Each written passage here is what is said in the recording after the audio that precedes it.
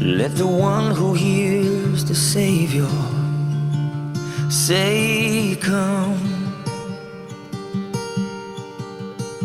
And let the one who is thirsty come. Amen, amen, amen. Ek gaan alles net hier afsit, sodat niemand my pla nie. Het is lekker om vanaand saam met julle te wees. Ons gaan vanaand aangaan met Matteus hoofstuk 5. Tinus het vir ons die saligsprekinge gedoen. Ons gaan aanvang met sout en lig. En as ons kans kry, sal ons met die res aangaan. Ons kyk waar kom ons vanaand. Vader, dankie, ek loof en ek prys die naam vanaand. Ek sê vir dankie vir die voorreg om vanaand te kan woord bring. Ek bid dat die woorde van my mond en die oordeenking van ons harte vir u goed en welbehaaglik sal wees. Here, dit is lekker om u te kan dien, dit is lekker om u te kan ken. En ek bid dat u vanaand deur u gees vir ons die woord sal oopbreek. Dat dit nie gecompliseerd sal wees nie, dat ons die woord kan lees soos hy daar staan en verstaan soos hy daar staan. Bid dit in die naam van Jesus. Amen. My vriend Jan Gildenhuys het altyd gesê, hy het in die 33 vertaling het hy 2 Korintiërs 1 vers 13 altyd aangehaal, waar Paulus sê, ons skryf van julle niks anders as wat jy lees of ook verstaan nie, en ons hoop jy sal dit net so tot die einde te verstaan. So as jy daar lees dat Jona aan die vis was Jona aan die vis. Was nie gecompliseerd nie. Ons moet God se woord letterlik opneem. Ons moet God se woord glo. Ons gaan vanaand daaroor praat. Dis deel van vrees van die Here. Vandag het ouens nie meer vrees vir die Here nie. Hulle change die woord soos hulle lus is. Slim ouens, wat dink hulle is slim? Maar aan God so is hulle nie baie slim nie. God is glad nie beïndruk met jou slimmigheid nie. God is ontsettend lief vir mense. Hy is lief vir die eenvoud. En jy kan altyd weet, God het jou baie lief. En hy gee nie om hoe slim jy is nie. Alright. Hy sê jou slim maak as jy hom toelaat. Kyk net wat hy met my gedoen. Ek sê ou wat te staat 4 al wiskunde gedryf het, en kyk nou net. Nee? Kan jy dit oor vertel?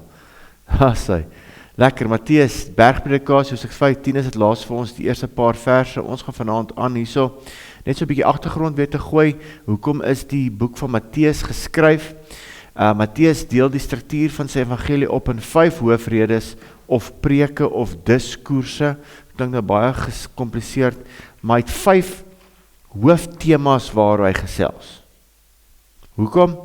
Soortende parallel uit die 5 boeke van Moses en die Torah. So, om vir julle te kan verduidelik wat nou hier voor my sit, hierdie kinders, jou Bybel het 'n Ou Testament en 'n Nuwe Testament.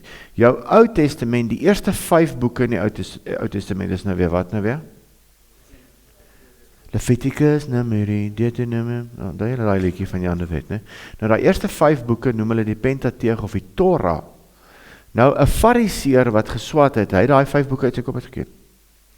Nou is die boek Matteus is die eerste boek in die Nuwe Testament, so as jy nou Maleagi wat die laaste boek gelees het, oorgaan vir 'n Joodse ou, is dit vir hom nou so half familiêre grond. Want hierdie is ook in 5 hoofredes opgedeel, so dat dit maklik kan maak, of beter kan maak, vir 'n Joodse leser. Dit is glad nie maklik vir 'n Jood, om in Jesus te glo nie. Alright, so. En dan, die 5 redes of preke fokus op die koninkryk van die hemel. Nie soos die ander evangelies wat praat oor die koninkryk van God nie. Die ander evangelies, daar is 4 evangelies. Eerste 4 boeke van die Nuwe Testament. Matteus, Markus, Lukas, Johannes. Matteus, Markus en Lukas is synoptiese evangelies, beteken dis dieselfde tipe. Waar Johannes is 'n heeltemal way out van daai 3 boeke.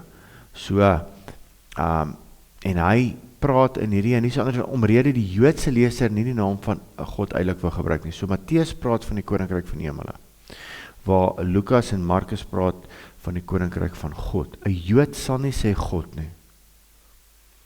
Hy sal nie, dit is vir hom God se naam eintlik gebruik.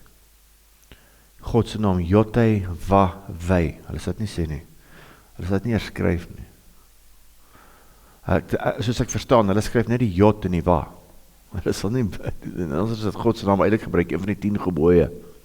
So hulle is nog heavy op baie goed.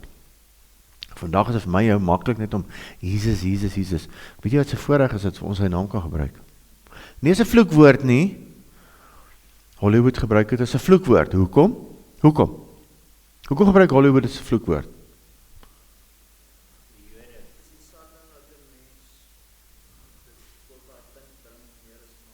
Ja, dit is ook een van die groot redes, maar die meeste van Hollywoodse directors, regisseurs is Jode. Verstaan jy? Vir hulle glad nie 'n probleem om Jesus se naam te vloek nie, want hulle glo nie in hom nie. Alright. Jesus het hulle doodgemaak. Hulle haat Jesus. Hy het gesê hy is God. Hoe durf hy dit sê? Toe maak hulle hom dood. Ja. Sad, nee? So moet ek en jy wees wanneer ons die evangelie verkondig.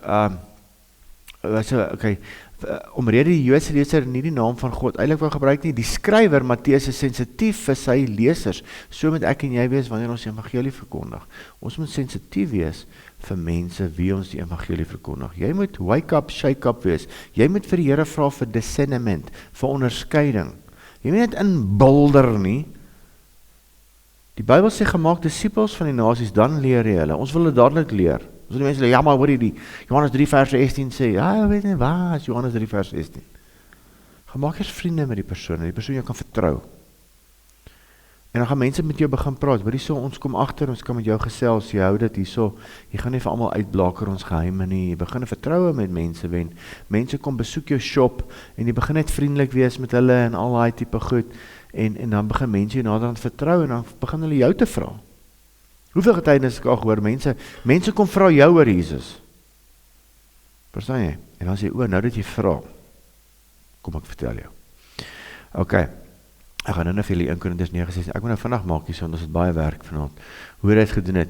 Sensitief teenoor die mense wat Jesus nog nie ken as weergeborenes nie. Jy is weergebore, jy het die lig gesien, ander ouens het nog nie lig gesien nie, en jy praat met dooie mense, nee. As jy nie weergebore is, is jy dood. Ek het al by baie kerke gepreek, en dan sien ek net oral dooie mense. Want hulle is nog nie weergebore nie. Hulle gees is nog nie wakker, en hulle is net siel en liggaam. Hulle is nog nie gees, siel en liggaam nie. Hulle sê daar, dooie mense. Jy vertel hulle van Jesus, het gaan by hierdie oor in, maar daai oor uit. Jy kan dit net verstaan, hierdie boek, as jy weergebore is. Baie ouens is nie weergebore, en hulle leer hierdie boek van voor tot agter, kry 'n graad of 6 agter hulle name, maar hulle ken nog steeds nie vir Jesus nie. Ek het 10 jaar bedien in my vorige denominasie, ek het 10 jaar bedien, ek het 10 jaar sonnaarskool gegee, belydenis van geloof, maar ek het nie Jesus geken nie. Tot 'n meisiekind eendag vir my, standaard 9 meisiekind, 'n graad 11 meisiekind vir my iets vra van Jesus, toe kan ek aan die antwoord nie, want ek is nie weergebore nie. Staan nie in die boekie nie. Kon aan die antwoord nie. Toevallig oor die doop. Kon aan die antwoord nie. So, dit is vir mense vreemd al hierdie goed. So, daar soos hy, die eerste een is die bergpredikasie, Matteus 5-7, wat ons nou doen, waarom ons gaan aangaan seker vir etlike weke, dan die sendingsrede, Matteus 10, gelykenisse van die koninkryk, Matteus 13, gemeenskapsrede, Matteus 18, dit gaan hoe moet ons in die gemeenskap na mekaar kyk, die Olyfbergrede, waarvoor ek en Tinus hulle baie lief is, want dit praat oor die eindtye, en openbaring dinge, teenoor die 5 boeke van Moses, Genesis, Exodus, Leviticus, Numeri, Deuteronomium. Moses hulle sê daai boek geskryf, al 5. Alright, kan jy glo? Raai wat sê Moses van homself daarso? Daar was nog nooit 'n nederige man soos Moses nie. Hy skryf dit van homself. Dis 'n bietjie audacity, nee? Maar daar was nog nie 'n man so nederig as Moses nie. Jy het al raak gelees. Ja, hy skryf dit daar. Dit is nederigheid, dat jy kan sê jy is nederig. Nederigheid is nie, dis nie ek nie, dis die Here, jy weet, dis nie nederigheid nie. Verstaan jy? Baie mense hoor ek sê, wat dankie. Jy weet, jy sê jy dan so mooi gepreek, dankie. Maar eintlik, is pride. Nee, okay. So ek gaan nou nie op daai ingaan, julle ken dit, ek gaan vir julle die PDF stuur, vra net, herinner my net om die PDF op te sit, bergpredikasie waar dit gaan, en gemeenskapsrede, fokus op die lewe binne die kerk, gemeenskap, Jesus lig, nederigheid, vergifnis in kerk, dissipline uit, die Olyfbergrede, Jesus bespreek eindtyd gebeure, die vernietiging van die tempel en sy tweede koms. Hoekom het hy die tempel vernietig? Hoekom het God toegelaat die tempel vernietig word? Is nie meer nodig nie, die gordyn het geskeur, jy is nou sy tempel. Awesome is dit nie, maar die Jode wil 'n tempel bou. Hulle gaan weer. Alright. Dan gaan noem ek derde tema. So kom ons praat vanaand oor sout en lig, Matteus 13, as jy jou Bybel gebring, ek jy saam lees, het jou eie Bybel uit, Jesus praat verder, Tinus het klaargemaak by vers 12 laasweek, julle is die sout van die aarde. Nou kyk, die Bybel gebruik metafore, het beteken nie jy sout nie, Ek sê mos jy glo die Bybel letterlik. Jy is die sout van die aarde. Ek sê sout nie, jy is nie sout nie. Jy moet so sout wees. Alright. Jy is die sout van die aarde.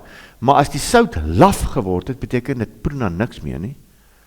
Nie laf soos meisiekinders kan word nie. Nee, ek sien hierdie ouens lag hier voor vir die meisiekinders. Dit kan laf word. Nee. Julle is die sout van die aarde, maar as die sout laf geword het, dit proe niks meer na niks nie. Waarmee sal dit gesout word? Dit deeg nêrens meer voor as om buite gegooi en deur die mense vertrap. Jy moet dit weggooi. As die sout nie meer werk, jy gooi dit weg. Sout oud is, gooi weg. Julle is die lig van die wêreld.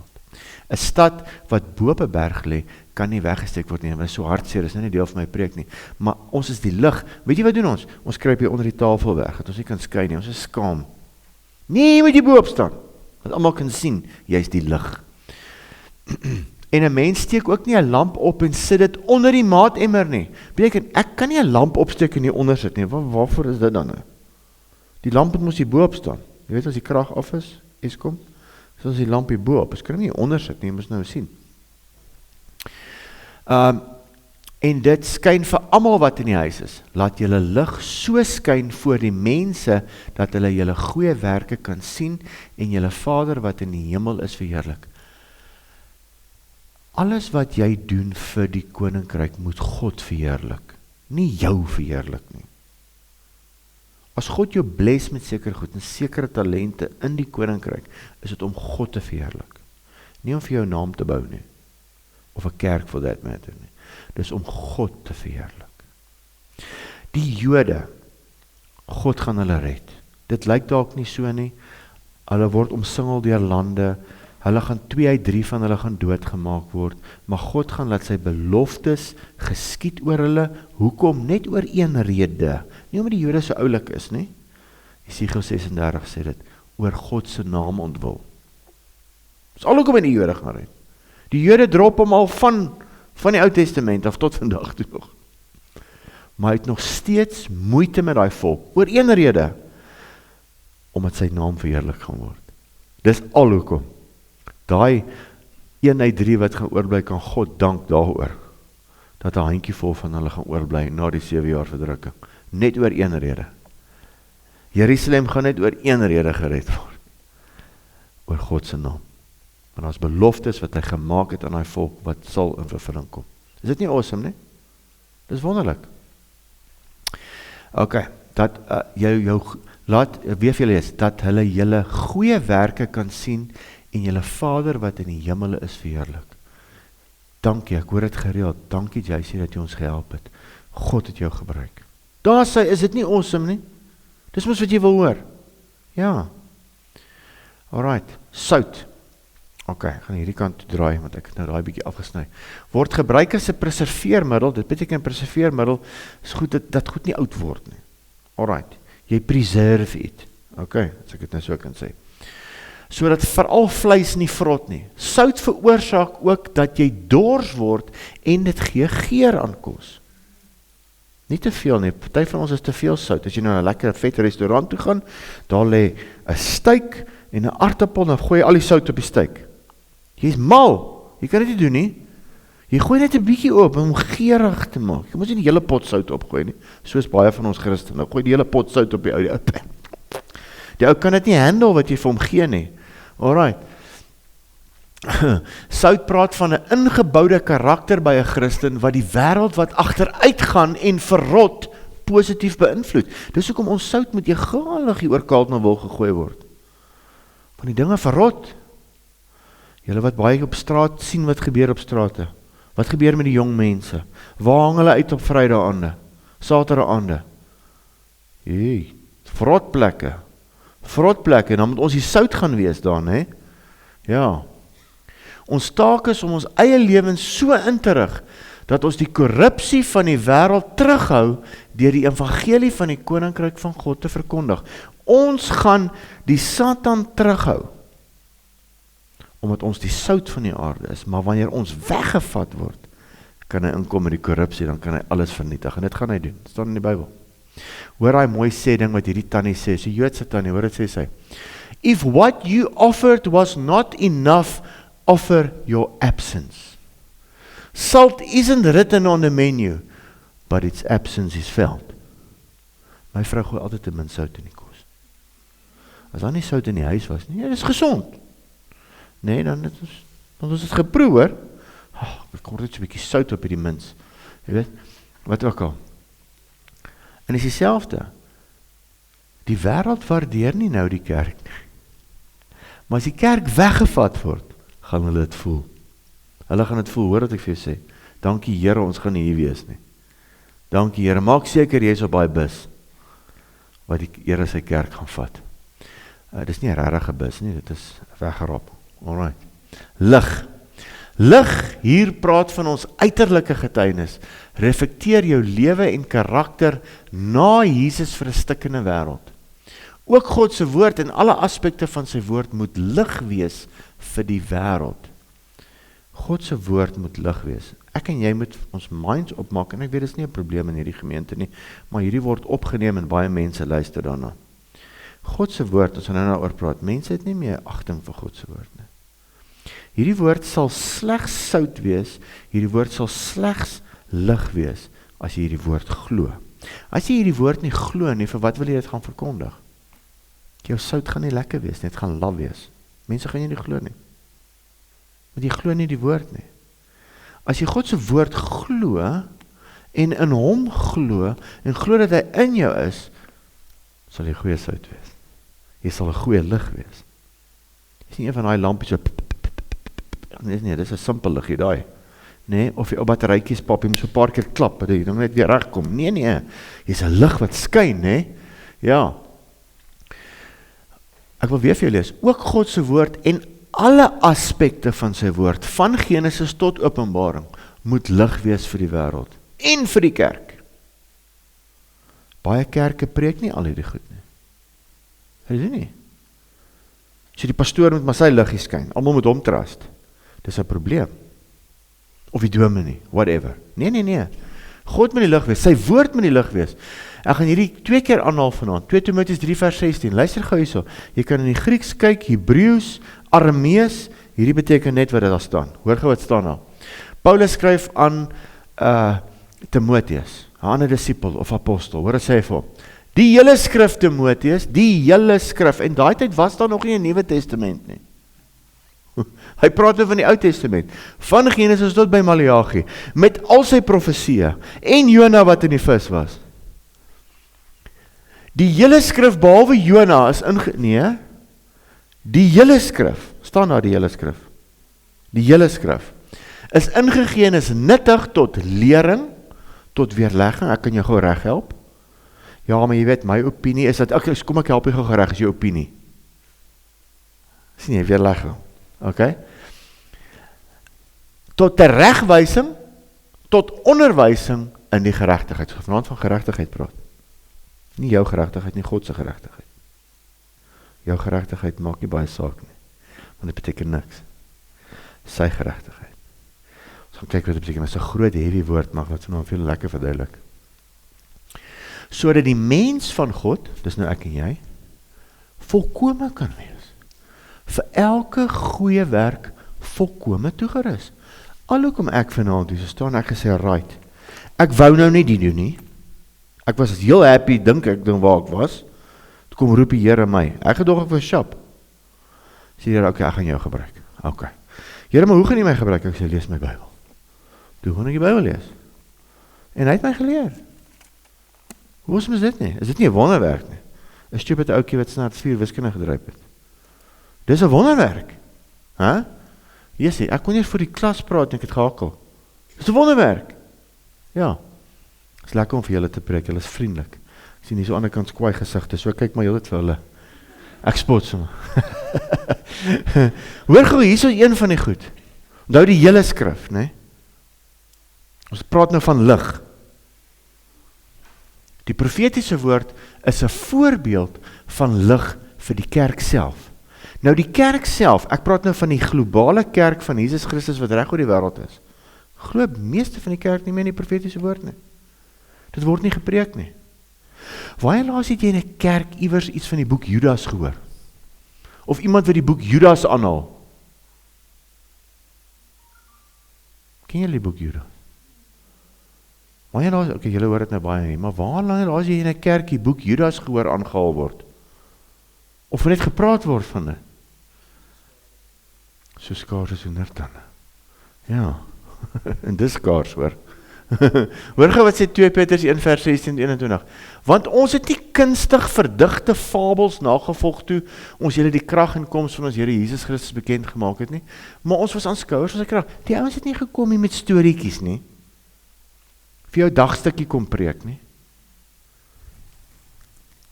Want hy het van God die Vader eer en heerlikheid ontvang toe hierdie stem uit die luisterlike hemel tot hom gekom het, dis nou Jesus, dit is my geliefde seun in wie ek welbehaag het, onthou jy toe Jesus gedoop is, toe kom 'n stem uit die hemel uit, en toe kom die Heilige Gees soos 'n duif, Sam, ek vra vandag vir 'n dogtertjie, ken jy die Heilige Gees? Ja, hy's 'n voeltjie, Sam, dis mooi, né? Hy's 'n voeltjie, ja, hy's soos 'n voeltjie, en ons het die profetiese woord, hoor jy so, en ons het die profetiese woord wat baie vas is, waarop jy tog moet ag gee, soos op 'n lamp wat in 'n donker plek skyn, totdat die dag aanbreek en die môrester opgaan in julle harte, terwyl julle van al dit moet weet, dat geen profesie in hierdie Bybel van die skrif 'n saak van eie uitlegging is nie, want geen profesie is ooit deur die wille van 'n mens voortgebring nie, maar deur die Heilige Gees gedrywe. So as jy sê, ek glo nie meer in die profetiese woord nie, sê jy die Heilige Gees lieg.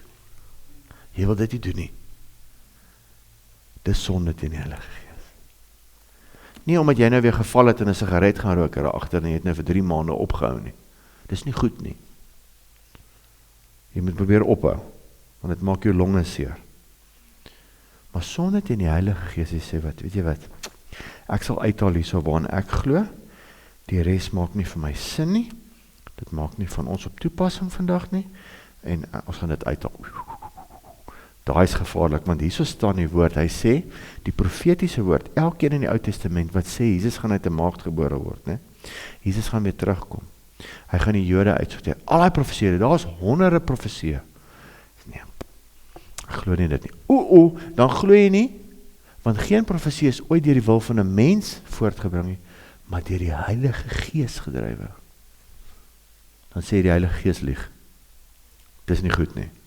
Dis nie goed vir jou nie. Ek wil nie langs jou staan die dag as jy voor God staan. Ek sê net, en hier is JC, dan sê, wegstap, want God gaan hom nou uitsorteer. Nee. Ja, dit gaan aaklag wees. Alright. Good. Ons gaan aan, Matteus 5 vers 17. Moenie dink, sê Jesus, hy het nou gesê, is die sout van die aarde, julle verstaan nou wat sout beteken, né? Jy moet nie laf wees nie, moet nie te veel sout nie, moet ook nie te min sout nie, genoeg sout. En jy moet die lig wees. Jy moet nie donker lamp wees nie. As die mense jou sien, sê hulle, hier, ons maak of ons daar nie sien nie. Nee, jy moet die lig wees. Mense moet na jou toe wil kom, om gehelp te word. Alright. Moenie dink, sê Jesus, dat ek gekom het, om die wet, of die profete te ontbind nie. Ons het nou gepraat, die wet in konteks hierso, is die Bybel, die hele Ou Testament, veral die eerste 5 boeke. En die profete, dit kom ons nou later by, wie was die profete? Jesaja, Jeremia, Esegiel, Daniel, alle ouens, Amos, Obadja, alle ouens is profete, groot profete, klein profete noem ons in die Bybel, tot by Maleagi. Hy het gesê, ek het nie gekom om hierdie Ou Testament weg te gooi nie. Want jy kan nie, anders gaan jy die Openbaring verstaan nie. Ook nie die boek Judas nie. Want die boek Judas haal soveel, en Paulus, in al sy briewe haal soveel uit die Ou Testament uit. Nou sê, moenie dink, dat ek nou in die Nuwe Testament gekom het, om die wet of die profete weg te vat nie. Ek het nie gekom om dit weg te vat te ontbind nie, maar om te vervul. Dit beteken, alles wat in die Ou Testament geskryf was oor hom geskryf. Jesus, God self wat aarde toe kom. Selfs sy 7 feeste is al vervul, 4 van hulle. 3 moet nog vervul word. And it's coming to a theater near you. Nee, dit gaan vervul word. Al die ander is al vervul. Op die letter. Paaslam is gevat. Nie been is gebreek nie. Hy is gekruisig. Jesus is op op die kruis gesit, nie 'n been is gebreek nie, voordat sy bene kon breek is hy dood al. Nee, en is in vervulling gekom. Hy het gesê sy Heilige Gees gaan uitgestort word op Shavuot, Pentecost. Dit het presies so gebeur. Nou sê hy, is daar nie 4 maande tot die oes nie, volgende fees is Loofhuttefees. Ag nie Loofhuttefees nie, fees van Besyne, die trompettefees, dit moet nog in vervulling kom. Hoe awesome is dit nie? Ja. En dan die versoeningsfees, 7 jaar verdrukking, en dan die Loofhuttefees, 1000 jaar vrederyk. Hoe awesome gaan dit nie wees nie? Al die feeste is profetiese woord wat in vervulling gekom het al en nog moet in vervulling kom. Maklik soos dit. Want voorwaar ek sê vir julle, voordat die hemel en die aarde verbygaan, sal nie 1 jota of 1 titteltjie, nie 1 kommaatjie of 1 kappietjie weggevat word nie. Verbygaan, sal nie 1 jota of titteltjie wet ooit verbygaan totdat alles gebeur het nie. Elkeen dis wat een van die minste van hierdie gebooie breek en die mense so leer, Jona was nie die vis nie, is 'n gediggie. Nou leer jy die mense. Op die sonnaskool was dit nog okay om dit te leer, maar as jy nou groot word nie slim, as Jona nie meer nie vis nie. Toe ek klein was in sonnaskool, het ek die visie geteken, en die arme ou wat van die boot afval, so stokmannetjie, nee? En toe ek nou groot word, sê die ouens my, nee, dis nou eintlik nou nie so nie. Ag nee, hulle het nou oor Jona gelieg, hulle het oor Kersvader gelieg, nou wat moet ek glo? Nee? Ek het op 9 eers agtergekom, as nie iets soos Kersvader nie. What a shattering thing. Nee? Alright. Dit was my verskriklik, toe sien ek my pa ma, ek was om seker 7, dink ek. Dis nog erger. Nee, dis toe my male wat die geld in die pantoffel sit. Nee, Jesusie. Elkeen dis wat een van die minste van hierdie gebooie breek, en die mense so leer, sal die minste genoem word in die koninkryk van julle.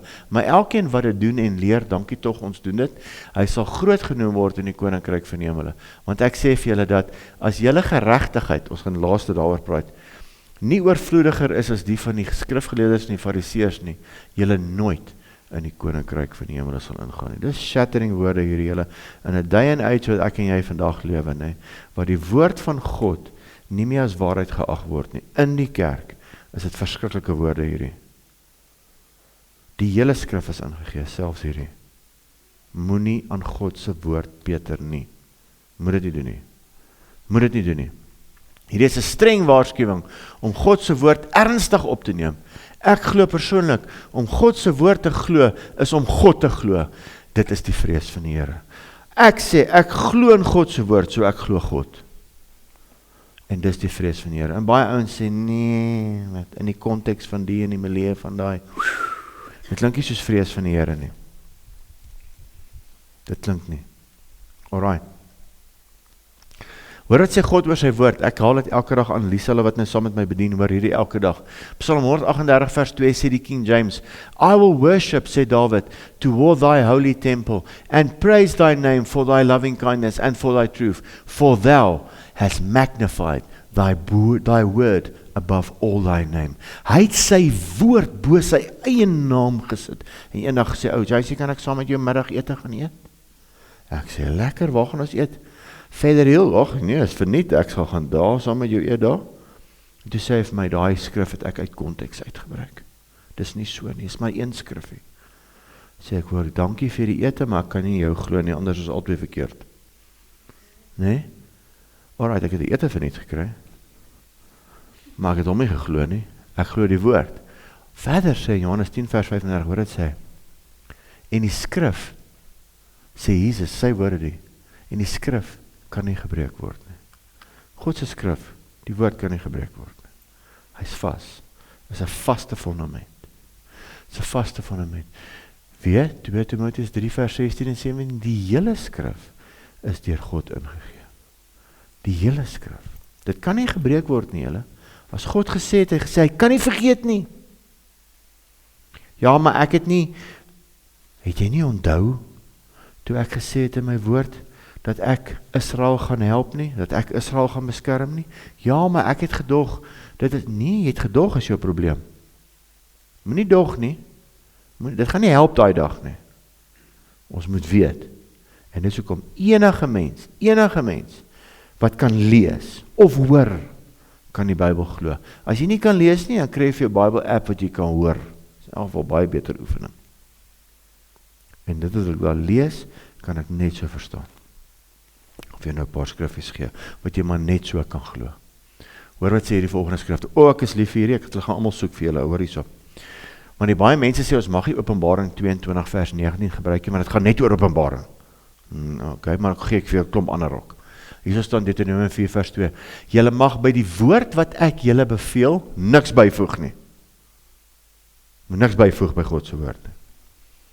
En julle mag daar niks weglaat nie, sodat julle die gebooie van die Here julle God mag onderhou, wat ek julle beveel. Deuteronomium 12 vers 32. Alles wat ek julle beveel, dit moet julle sorgvuldig hou, jy mag daar niks byvoeg, en daar niks weglaat nie. Ja, maar daar is nou die Ou Testament. Okay, ons gaan nou 'n bietjie Nuwe Testament ook. Maar hoor wat sê Spreuke 30 vers 5 en 6. Elke woord van God is gelouter. Elke woord. Hy is 'n skild vir die wat by hom skuil. Voeg by sy woorde niks by nie. Baie belangrik. Sodat hy jou van jou nie rekenskap vorder as jy 'n leienaar openmaak. Jy gaan voor God staan en almal gaan check. Okay, ons kyk wat gebeur met JC. Hy het baie goed begin, maar later het hy goed weggevat uit die Bybel en hy het goed bygevoeg. Dan gaan ek voor almal die popo wees. Want ons gaan almal voor God staan. Dan gaan jy sien, ons kan nie glo so gelieg nie. En dan gaan almal vir jou lag. En die engele. Ja, dan gaan vir ons lekker lag. Jy sê, ja, maar Here, ek het nou daai tyd tot die besef gekom, dat ek het uit kon. Nee. Jy het die mense verkeerd geleer. Nee, dit wil ek nie oorkom nie. Ek wil dit nie oorkom nie. So ek sê elke dag met my, sê, Here, asseblief tog, help my om reg te leer. Hy sê, okay, Jay, hou net aan my Bybel lees. Ek sê, jou help. Hoor wat sê die einde van die Bybel, Openbaring 22 vers 18. Want ek betuig aan elkeen wat die woorde van die profesie van hierdie boek hoor. As iemand by hierdie dinge byvoeg, dan sal God oor hom die pla byvoeg waarin hierdie boek geskrywe is. En as iemand iets van die woorde van die boek van hierdie profesie wegneem, dan sal God sy deel wegneem uit die boek van die lewe en uit die heilige stad en uit die dinge waarvan hierdie boek geskrywe is. Luister gou hierso. Meeste kerke preek nie Openbaring nie. Raai wat sê hulle? Nee. Daai boek is klomp allegorieë wat geskryf is. Nou as jy nou Afrikaans gehad het, soos ek, dit het ek het lees gehad, beteken 'n sinnebeelde. Dis nie eintlik wat dit beteken. Jy kan self opmaak wat dit beteken. Jy vat weg uit daai boek uit. Jy vat die krag uit daai boek uit. Luister, jy vat die krag uit daai boek uit. Daai boek staan, hierdie boek, kom ek lees dit vir julle, want lyk my julle dit lanklaas gehoor. Tinus het lanklaas Openbaring geteach, hierso, jy sal weer met 'n bietjie vasvat hierso. Hoor gou wat sê Openbaring. Die openbaring van Jesus Christus. Nou sê nee, dis 'n sinnebeeld, sorry. Dis allegorie. Wat God hom gegee het. Ons het 2 van die 3 al nie. Om aan sy diensknegte te toon wat gou moet gebeur. Hoor jy, dit gaan gou gebeur. Een van die ons is in daai tyd nou. Wat hy deur die sending van sy engel aan sy diensknegt Johannes te kenne gegee het, wat getuig het van die woord van God. Nou sê slim ouens, ons gaan hierdie nie teach vir ons kerk nie, ons gaan hierdie gaan ons nie vir die kerk leer nie. Hierdie is ander storieetjies hierdie is allegorie, ons gaan dit nie leer nie. Dis heavy woorde wat staan nie, wat getuig het van die woord van God. En die getuienis van Jesus Christus, alles wat hy gesien het. Salig, geseënd, is hy wat die woorde van hierdie profesie lees. En die wat dit hoor, het jy oor? Nou, hy skryf in die 7 kerk, het jy oor? Dan moet jy hoor. En bewaar dit, wat daarin geskrywe is, want die tyd is naby. Hy gaan so kom, by sy kerk, gaan ons allemaal by hom staan, lekker. En dan gaan jy ouens sien, hy gaan so agter jou wegkruip. Want hy moet nou voor God staan. Jenne. Nee, ek wil daar sê, ek kan nie wag om voor God te staan nie. En raai wat hy met hy die dag vir my sê. Jy weet dan, jy weet alles geglo in die Bybel. Ek sê, Sê ja, Here, is jou wil dan. Hè? Sal dit nie lekker wees as die Here dit vir jou kan sê nie?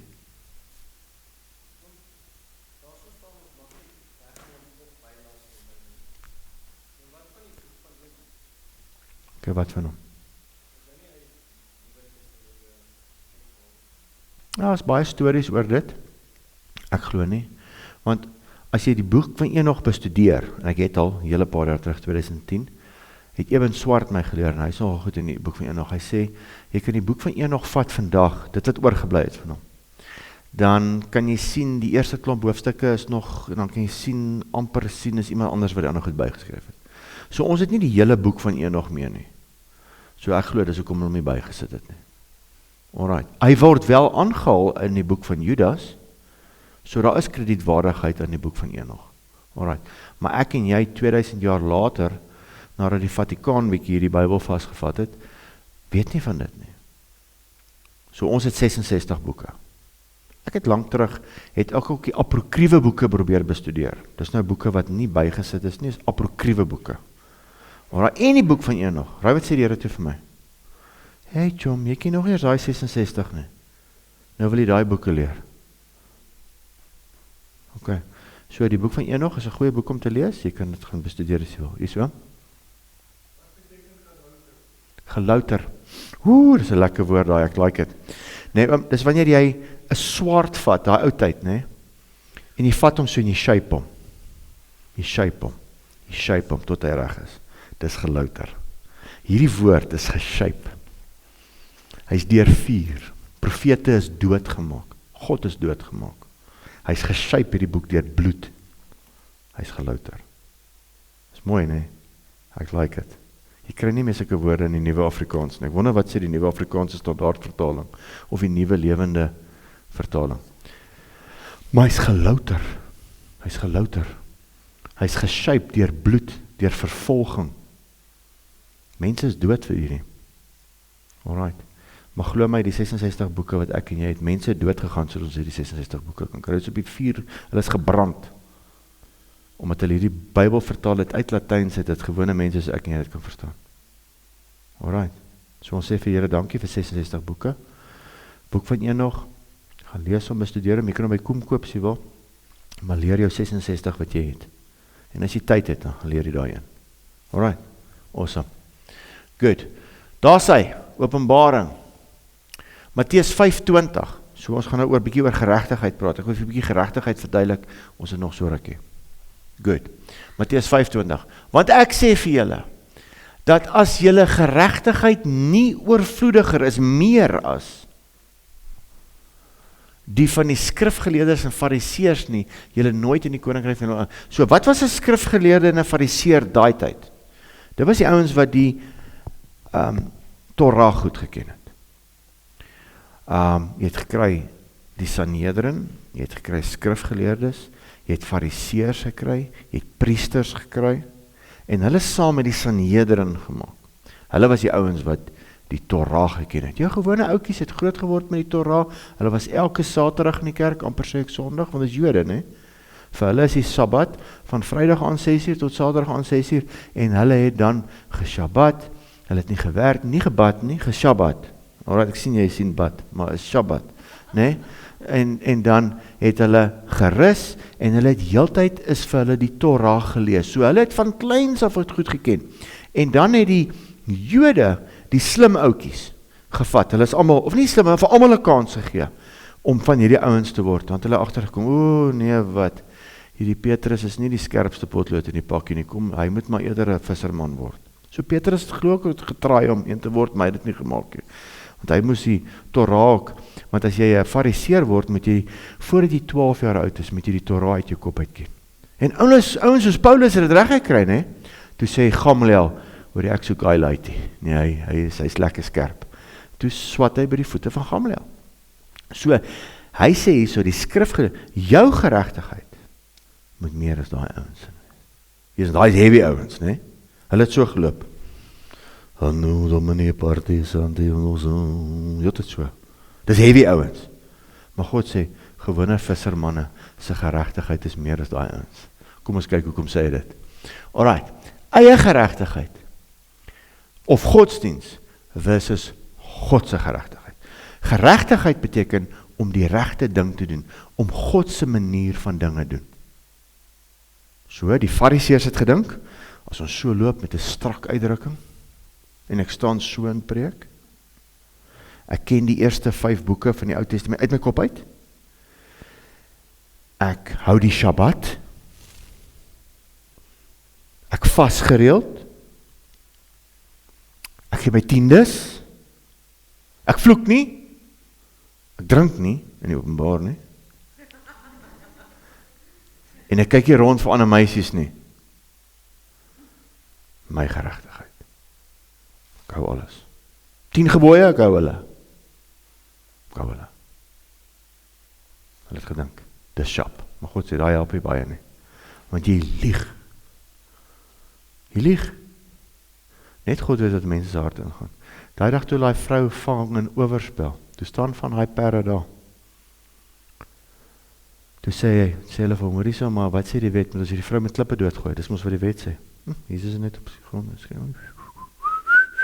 ok, een van julle wat nie sonde het nie, gooi maar die eerste klip, dankie, loop hy ons, Anno Domini Parties, loop hy maar weg,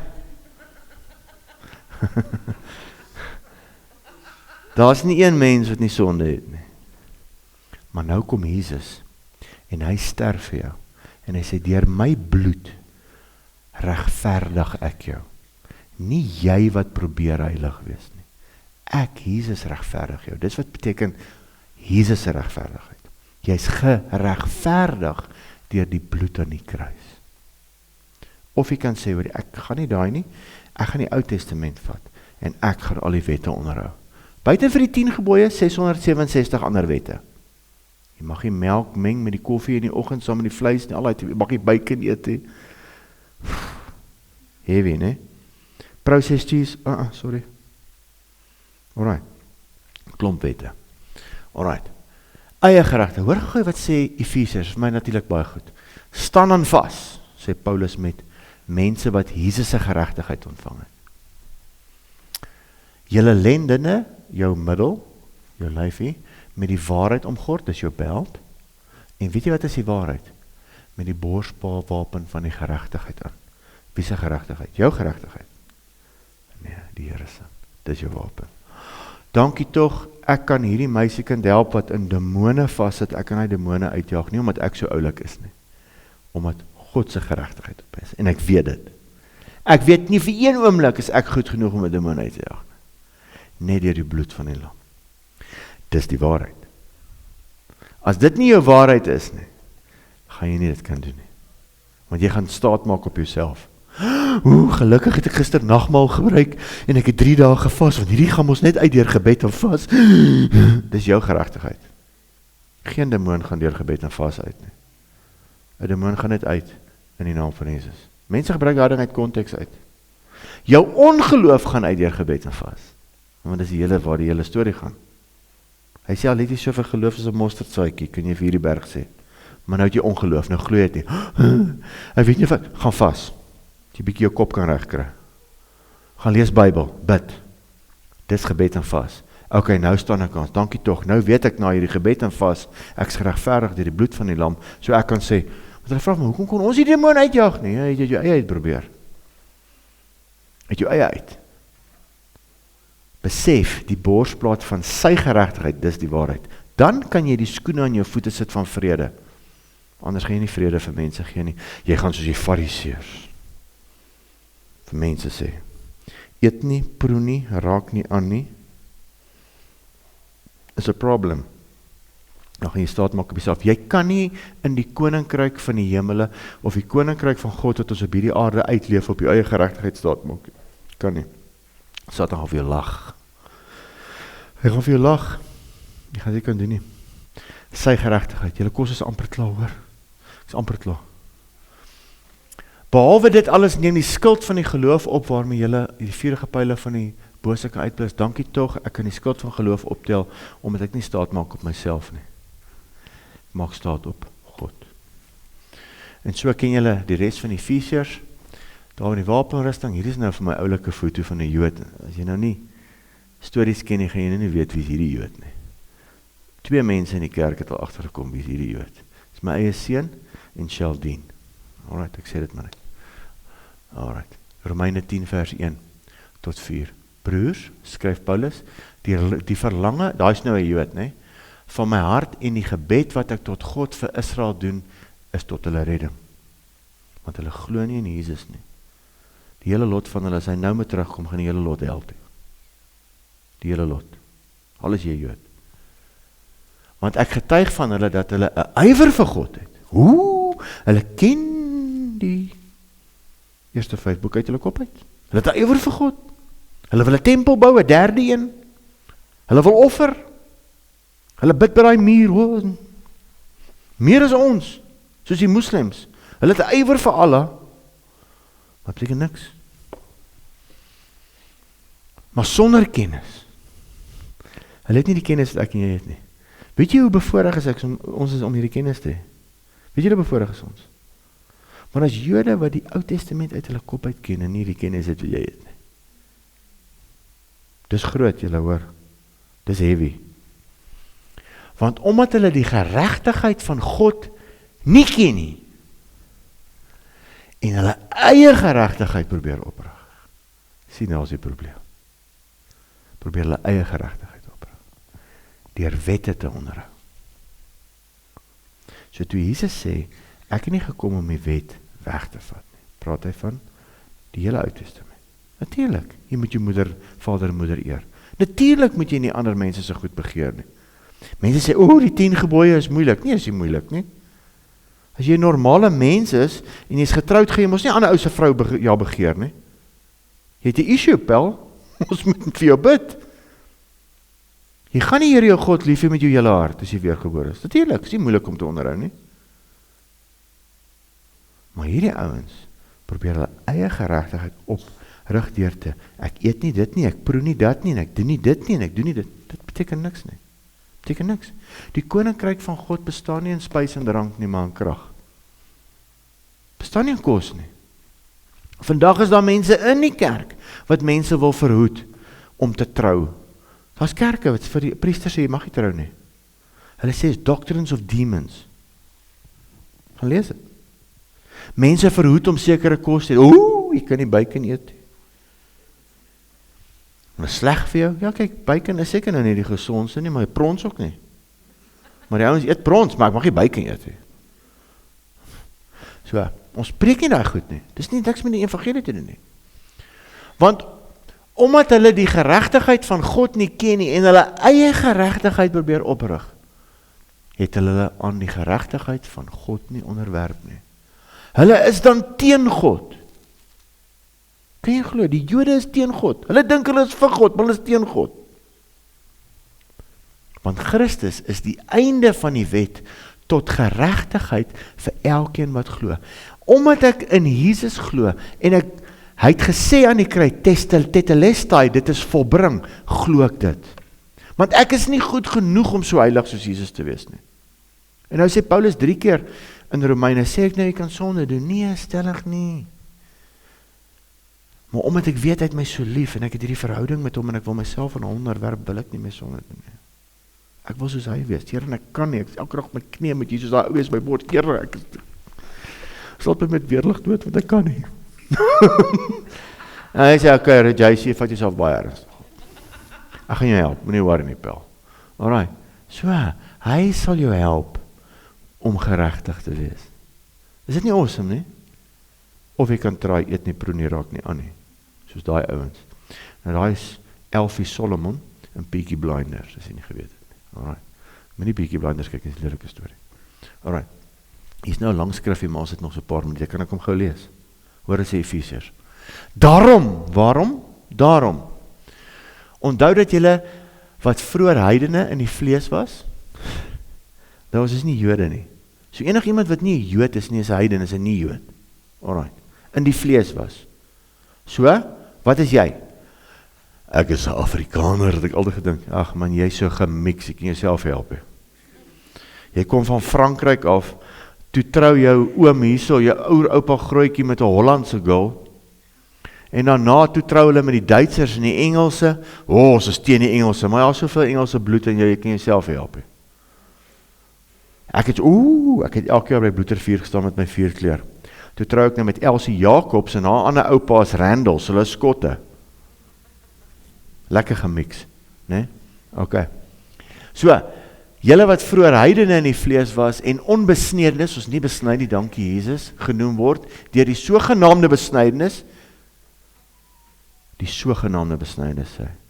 Die ouens wat sê, ons is Jode, ons is besny, julle is nie besny nie, julle het niks te doen met God so goed nie. Hoor wat sê hy, sogenaamde besnydenis, wat in die vlees met die hande verrig word, dat julle in die tyd sonder Christus was, vervreemd van die burgerskap van Israel, en vreemdelinge ten aansien van die verbonde, van die belofte, sonder hoop en sonder in die wêreld.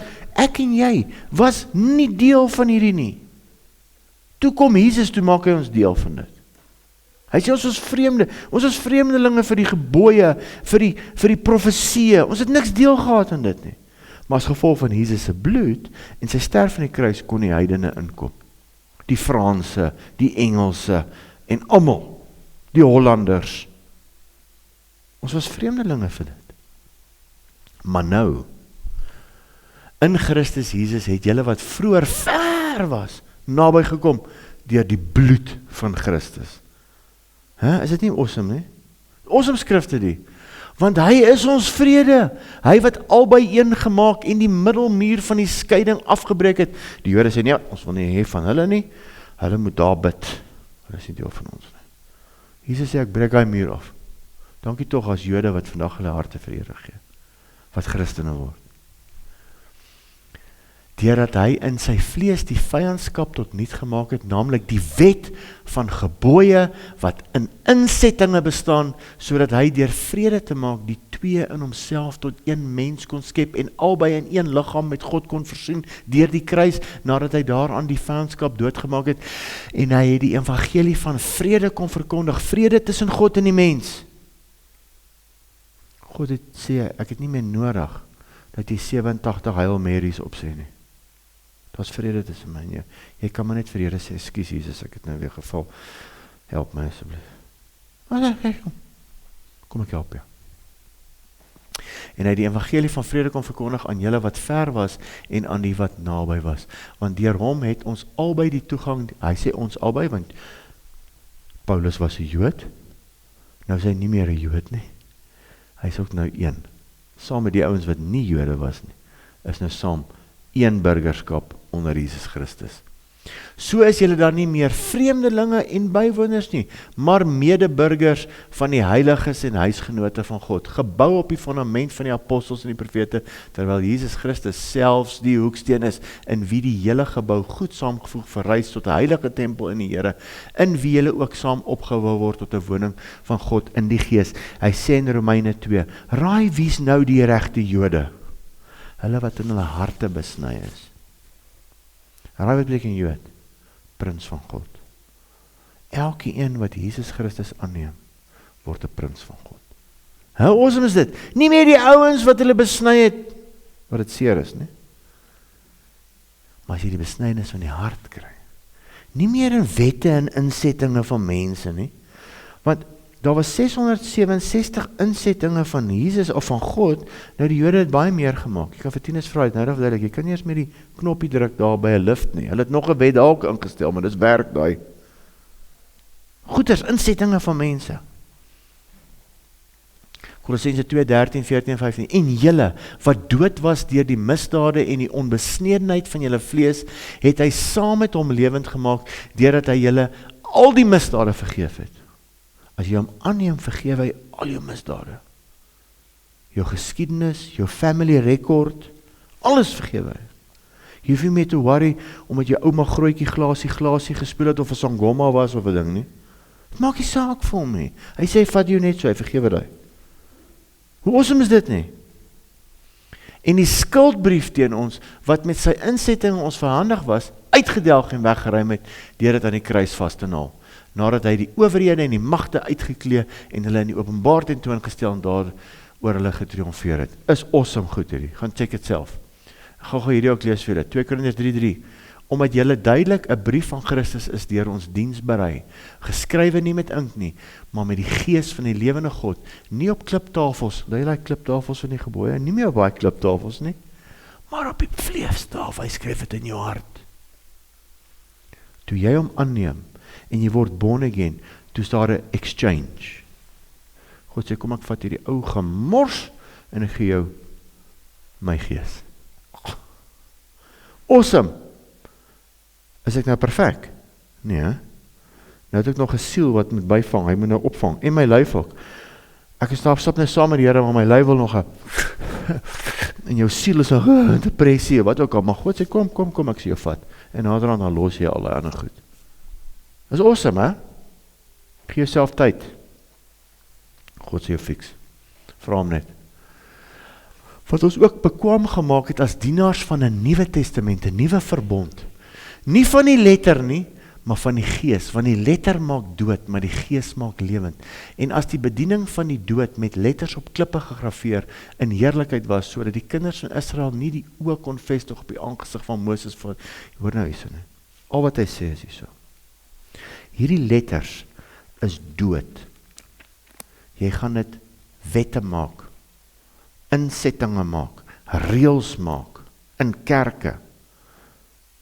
Dis verskriklik wat die kerk gedoen het aan die mense.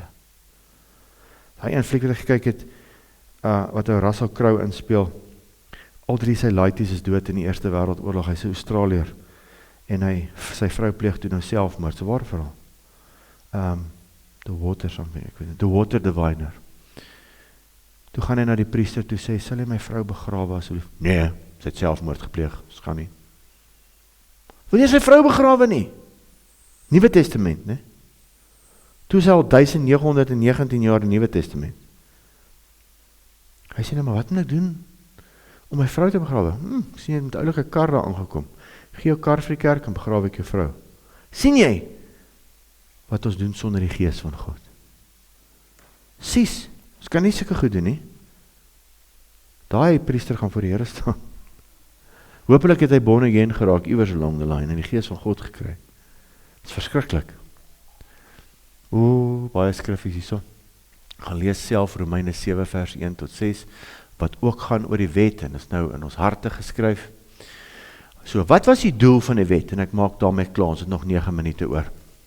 Romeine 3 vers 20 sê, want deur die wet is die kennis van sonde, met ander woorde. As jy weet, die wet van God sê, ek mag nie egbreek pleeg nie, dit beteken, ek mag nie as ek getroud is 'n ander cherry vat nie. In die Ou Testament het die ouens geweet as die wet, maar omdat hulle die wet geken het, wou hulle sonde doen. Dis byvoorbeeld, Andrew Womack verduidelik die beste. Hy sê, hy het 'n toets gedoen met sy laaitie. Hulle was nog klein. Nooi maatjies oor, hy sê, gaan vir hulle lekker chocolate brownies maak, maar julle mag hier agter speel, maar sien julle hierdie 3 rooi blomme? Julle moet dit nie daar vat nie, julle kan nie agter doen net wat julle wil, maar hierdie 3 rooi blomme los het uit. Dan staan hy daar by die venster en uitkyk vir hulle, speel hy oukies, sien hy 3 rooi blomme, kom hulle 'n bietjie nader dan, skop hom, dan speel hy weer, kom hier, nou dan stap hulle in stukken. Ek was so toe ek klein was, my maat het my gesê, daar in die Spens, daar is piesangs, maar ene dag, sy moes nooit gesê het, ene dag nie. Toe vang sy met die Spens, hy piesang, plaas hy net nie gesê, dis in die Spens en is ene dag nie. So die wet, want voor die wet, het Abraham hoeveel vrouwen, hy het met sy niggie getrou, daar was nie 'n wet nie. Maar toe kom die wet daar, nou mag jy nie meer niggie trou nie. Of wat ook al. So die wet het gesê, hier, dit is nie weer 'n sonde nie. Nou is dit sonde. Ek wil dit nie doen nie, maar verstaan jy? Dis wat die wet gedoen het. Die wet was daar dat jy besef, jy kan dit nie op jou eie doen nie. Romeine 5:20, maar die wet het daar bygekom sodat die misdaad meer sou word. Hoor daar, die misdaad het meer geword. Dus hoekom in die Ou Testament moes hulle heeltyd offer, sodat hulle sonde vergewe word. Sodat die misdaad meer sou word, en waar die sonde meer geword het. Galasiërs 3:19, wat beteken die wet dan? Dis my die lekkerste een hierdie. Dis bygevoeg weens die oortredinge, totdat die saad aan wie die belofte gedoen is sou kom. En dit is deur engele beskik, dit is koms van middelaar. Luister, al wat daai beteken is. Die wet was daar om die saad te beskerm. Want Jesus moes gebore word uit die maagd Maria. As daar nie 'n wet was nie, was daar nie een maagd oor nie. Verstaan jy? En jy kan gaan kyk na die bloedlyne van Jesus, Matteus, bloedlyn van Josef, Lukas, bloedlyn. Hy die saad heeltyd beskerm, soos die vyand die saad aangeval word, dat Maria beskerm kan word, dat sy die maagd Maria kan wees, totdat die saad van die belofte gekom het. Wie is dit? Jesus. Alright, dis ook hoekom die wet daar was, een van die redes. Galasiërs 3:24, die wet was dus ons tugmeester na Christus toe, sodat ons geregverdig word in die geloof. So, die wet het die ouens pak slag gegee, ons kan dit nie doen nie. Fariseërs, hulle kan dit doen, maar die gewone mense het besef, hoor, ek kan dit nie doen nie. En toe dryf het ons na Jesus toe. Dankie tog, hy het betaal vir al hierdie gemors, al hierdie sondes in ons lewens. Dankie tog. Galasiërs 3:25. Maar nou dat die geloof gekom het, is ons nie meer onder 'n tugmeester nie. Jesus sê nooit vir jou, hy het nog nooit gesê, jy moet iets doen nie. Hy vra, wil jy dit doen? Wil jy dit doen? Jy moet Sondag kerk toe. My ma het my gesê, nou wil ek Sondag kerk toe kom. Toe ek op Sondagskool was, moes ek. Ek wil net braai, mense my ma verslaap. Dis hoe ek was, maar ons het so 'n koketiel gehad, wat ons altyd vroeg in die oggend wakker gevluit het. Want dan had hy koketiel sy nek onderry. Ou Charlie, nee, koketiel met die naam van Charlie. Nou, Charlie, ja, maar hy het 6 uur al op, dan word my pa wakker en gaan laai ons by die Sondagskool af. Hy gaan self nie eens kerk toe nie. Maar ek moet gaan. Yes, dit was taaf. Ek moet vir julle vertel. Alright. Kom ons maak klaar met hierdie skrifgie. Hoor wat sê Paulus moet ek en jy doen. En nou in die begin het ek gepraat van, ons moet die sout van die aarde wees. Ons moet die lig wees, moet dit nie vergeet nie. Onthou nou in konteks het ons nou gepraat oor, jy kan nie jou eie regverdigheid soos die Jode uitwerk nie. Ons is geregverdig deur Jesus. Beteken dit nou ek kan sonde doen? Nee, ek moet nader aan Jesus beweeg, omdat hy betaal het vir al die goed. Kom na hom toe. Daar's baie mense, ek het vandag mense bedien, wie, die man het God se woord geken, hy het nou sy rug gedraai op God. En as hy nou moet doodgaan, gaan hy hel toe. Nadat hy gered was. Dis waarom hy sê, kom na my toe deur liefde. Wil jy na my toe kom? Ek sal jou help. Ek voel nie goed genoeg nie, ek doen nie altyd sonde. Ek weet, sê die Here, ek weet. Kom na my toe, bely jou sonde, sodat ek jou kan gesond maak. Ek sê mos, 1 Johannes 1 vers 8 en 9 is, die Christen se koekie seep. As jy sê jy het nie sonde gedoen nie, lieg jy man, maar hy is getrou en regverdig, hy is jou skoonmaak. Is iemand agter my? Ek hoor iets al by die kluis. Is daar iemand? Maar is dan veilig, né? Okay. Tog nou weer my ninja goed uithaal. Dis so lank terug dat ek dit gedoen het, né? Gaan my rug seer maak. Nou dag het iemand gesê, iemand het 'n foto vir my geneem en vir my man bun opgesit hier so voor. Toe sê een ou, ja, hy lyk soos 'n ninja, meer soos 'n sumo wrestler. As 'n ninja, in die jare terug dalk soos 'n ninja, maar nou soos 'n sumo wrestler. Maar hoor gou wat sê Paulus. Hoor hoe moet ons mense bedien? 1 Korintiërs 9 vers 20. Vir die Jode, sê Paulus, het ek geword soos 'n Jood, om die Jode te wen. Vir die wat onder die wet is, soos een wat onder die wet is, om die wat onder die wet is te wen. Vir die wat sonder die wet is, die tsotsies daar in die kroe en al die plekke, soos een sonder die wet. Al is ek nie sonder die wet van God nie, maar onder die wet van Christus. Dit is 'n tawerwet daai. In die Ou Testament mag jy nie begeer het na 'n ander vrou nie. Onder die wet van Christus sê jy mag nie eers kyk na 'n vrou. Weet jy hoekom? Want jou mind is jou grootste wapen wat jy het. As jy hierdie mind kan gebruik vir God se goed, kan jy berge versit. Maar nou wil die vyand hê jy moet heeltyd dink aan gemors. Dink aan gemors. Maar as jy die dissipline kan aanleer om Jesus te volg en jou mind, die mind of Christ te kry, kan jy berge versit. Kan jy sonder wiskunde Bybelklas gee. En die ouens met die wiskunde help my. Alright. Onder die wet, sonder die wet te wen. Vir die swakkes het ek soos 'n swakke geword, om die swakkes te wen. Vir almal het ek alles geword om in alle geval sommige te red. En ek doen dit terwille van die evangelie, dat ek 'n deelgenoot daarvan kan wees. So Jesus het rondgeloop, en hy daar tussen die mense gaan sit, en hy sien, okay, hierdie vrouens is nie, al wat hulle ken is bak. Nou kom ons praat oor meel. Hy sit hier tussen 'n klomp boere, al wat hierdie ouens ken is koring. Kom ons praat van saad. Hy het nie daar gekom, nou dominee apartheid nie. Hy het soos die mense geword. En dis wat sê Paulus wat ons moet doen. Tussen daai chomma van jou, waar hy sê, ja, jy weet, gaan sit daar met 'n blikkie coke, gesels saam met hulle met 'n strooitjie in, dat almal nie confused raak nie, drink 'n coke. Alright. Saam met die moslim oukies wat sokker speel, vanaand, daar by die moskee, gaan speel saam met hulle sokker. Moet nie gaan bybeltraktaatjies uitdeel nie. Dan geef jy met klippe gooi, pel. Hey, gaan beweeg daar tussen hulle. Ja. Dis wat hy sê ons moet doen. Ons moet grace hê op mense, want God het op jou grace gehad. Is dit nie mooi nie? Ja. Amen. Ek gaan nou ophou praat, anders gaan ons heel aanpraat en die kos word koud. Luister die, julle is die sout van die aarde. Julle moet lig wees. Ons is nie meer onder die wet nie. Ons is onder die wet van Jesus. So dit beteken ons gaan ons sokkies moet optrek. Want ons wil soos Jesus word. Want jy wil sy krag hê. En as jy 'n hart het vir mense, sal jy daai krag gee. Hoor ek vanaand weer sê, jy sal daai krag kry. Omdat jy lief is vir mense. Die wet van die Here sê die volgende: eer jou vader en moeder. As dan nie eer jou goeie pa en ma nie, as dan eer jou pa en ma, sodat jy kan goed gaan en jy kan lank leef, né? Ja, eer hulle onder hulle. Ek bedien eendag 'n ou, hy's 'n prokureur. Sy pa het hom aangerand vandat hy klein seentjie was.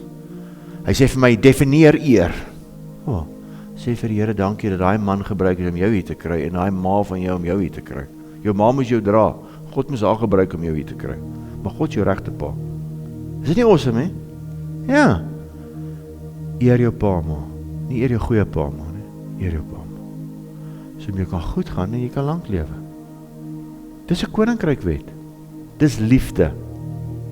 Ja, maar jy weet nie wat het sy aan my gedoen nie. Vergewe jou vyande. Tinus het laasweek gesê. Vergewe hulle. Ja, maar ja, seën hulle. Ek moes al vir vrouens bid, hulle mans het hulle verneek. Nou, daai man is nou besig met 'n ander verhouding. Sê ek, vergewe hom. Okay, vergewe hom, maar nou gaan ons 'n stapie verder. Nou gaan jy hom seën. Seën sy gesondheid. Seën sy finansies. Seën sy verhoudinge. Hoe kan ek daai verhouding seën? Seën hy verhouding, want God sê, die wat jou vervloek, seën hulle, dat God hulle kan uitsort. God kan nie seën wat verkeerd is nie. Hy piets, maar jy moet vir hom kans gee om te piets. Maar jy wil piets. Dis nie ons werk om mense te vervloek nie. Dis nie jou werk, Jesus se wet is moeilik. As mense jou seer gemaak, het jou seer gemaak. Maar ons kies om te vergewe. Met sy krag, dis hoekom ons Heilige Gees het. Heilige Gees, gee my krag om my pa te vergewe, gee my krag om my ma te vergewe, gee my krag om my ding te vergewe, daai man is mos dan nou 'n ding, gee my krag om my ding te vergewe.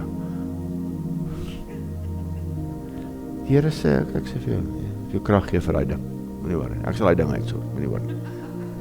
Rarig, hy doen, hy het 'n sin vir humor, die Here, hoor. Hy sê dan vir die vrou by die put, haal jou man. O, Here is nie my man nie, hy sê ja, die vorige 3 ook nie.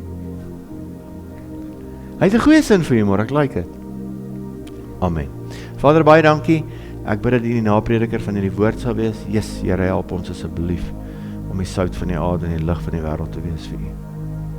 Help ons om U geregtigheid te verstaan. Mag ons dit as borsplaat aantrek en ons is so bly daaroor. Dankie tog.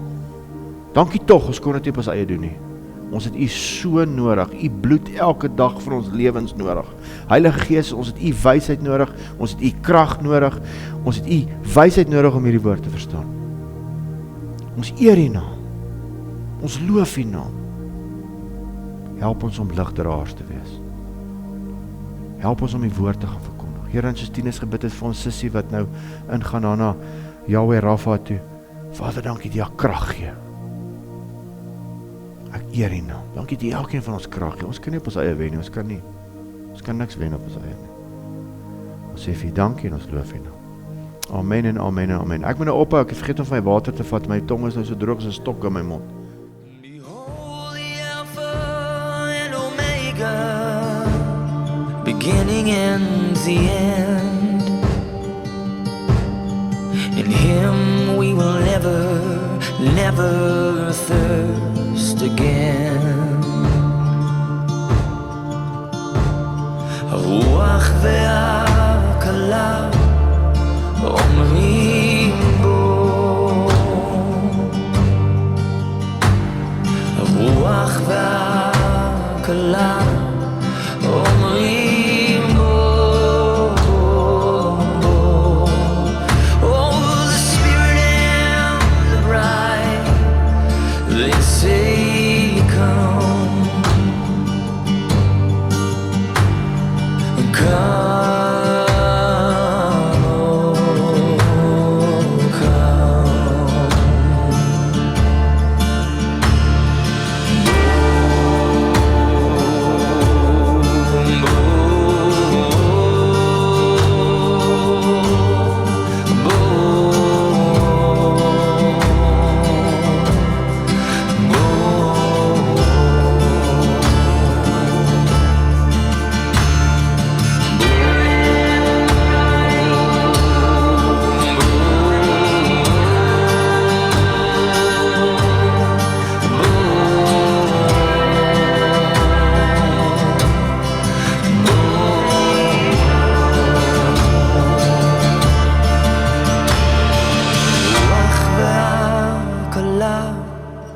אומרים בו, הרוח והקלה אומרים בו.